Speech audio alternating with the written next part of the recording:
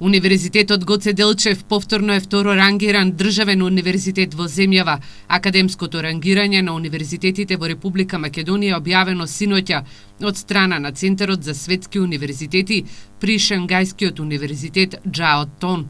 Ректорот на Универзитетот Гоце Делчев, Блажо Боев, во емисијата Отворено на тема на Ирис телевизија, вели дека и покрај тоа што универзитетот постои само 10 години, сепак ова докажува дека е респектибилна високообразовна институција.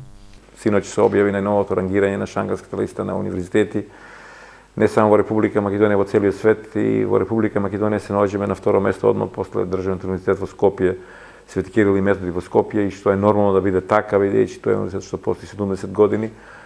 Тоа е универзитет со кој се идентифицира, да кажеме, нашето високо образование. Меѓутоа, сепак, за еден 10 годишен период, една млада установа да се справи со сите своји породилни болки и маки и да се силно позиционира на второто место во рамките на универзитетите во Република Македонија е, мислам, нешто што треба да се респектира од било кој. Боев истакна дека Штипскиот универзитет во изминатите 10 години со својот наставен кадар и студенти се развива, но и придонесува во делот на истражувањата, соработката со стопанството, меѓународните заедници и универзитетите во светот. И мислам дека Штип е правото место за таа високообразовна установа, оваква форма која што е сега. Јас се надевам дека во времето кое доаѓа ќе се промени таа во една поинаква насока.